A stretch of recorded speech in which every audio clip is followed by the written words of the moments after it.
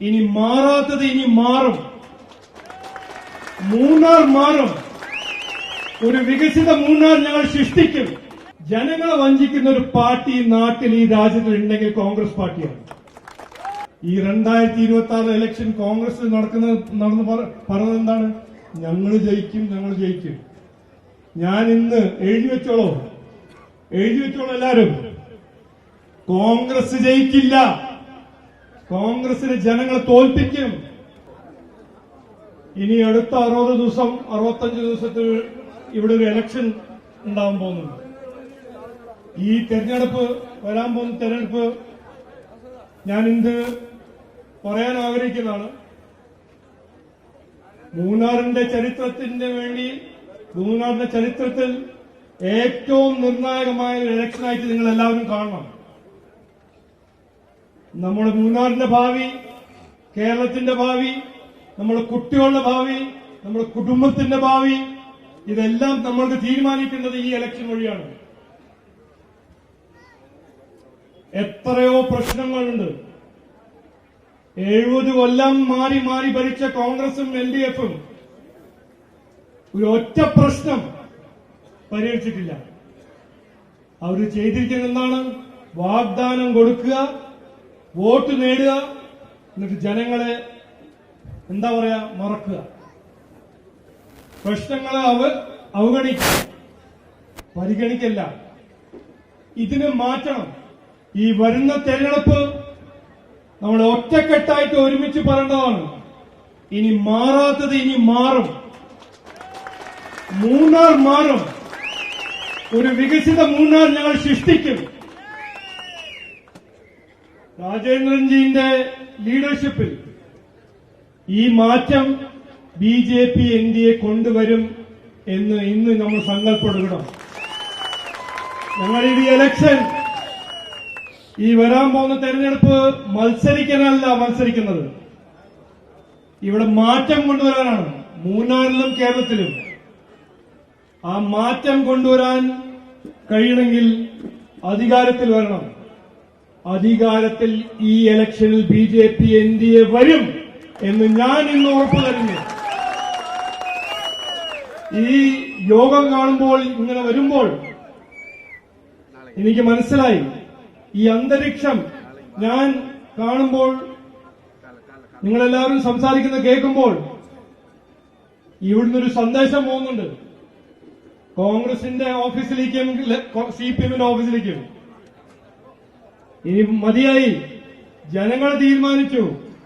എത്ര കൊല്ലം വാഗ്ദാനം കൊടുത്ത് ഒന്നും ചെയ്യാത്ത രണ്ട് മുന്നണികളെയും ഇനി ജനങ്ങൾ പറയുന്നത് എന്താണ്? മതിയായി. ഇനി വരാൻ പോകുന്നത് NDA ആണ്. ഇനി വരാൻ പോകുന്നത് BJP ആണ്.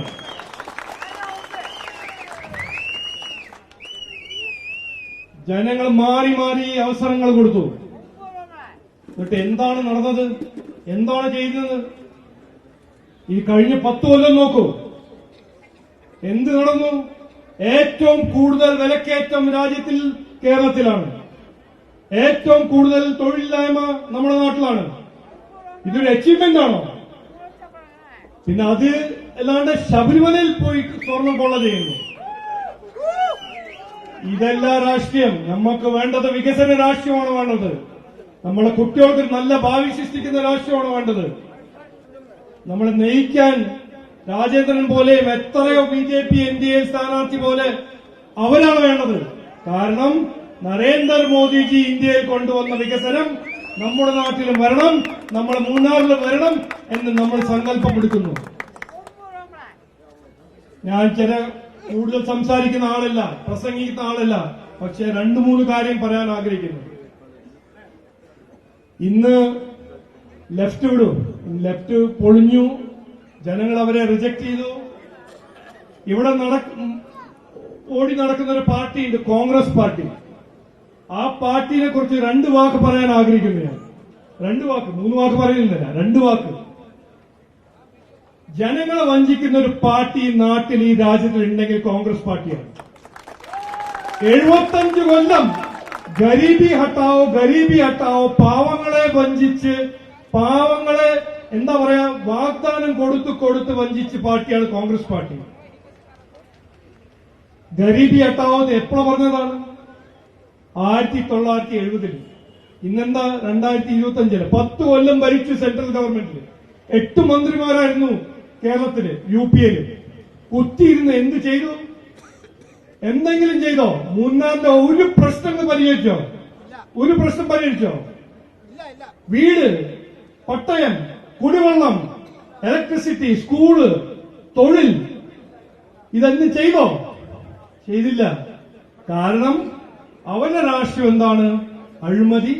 അവരുടെ രാഷ്ട്രീയം എന്താണ്? ജനങ്ങളെ വിഭജിക്കുക. അവരുടെ രാഷ്ട്രീയം ജമാഅത്തിന്റെ ഒപ്പം, ജമാഅത്തിന്റെ പണം കൊടുത്ത് ജനങ്ങളെ വിട്ടിയാക്കുക, ജനങ്ങൾക്കൊരു വാഗ്ദാനം കൊടുക്കുക, ജനങ്ങളെ വഞ്ചിക്കുക. അതിനെ മാറ്റിവെക്കാനുള്ള സമയമായി.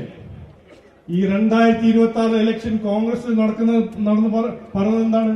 ഞങ്ങൾ ജയിക്കും, ഞങ്ങൾ ജയിക്കും. ഞാൻ ഇന്ന് എഴുതി വെച്ചോളൂ എല്ലാരും.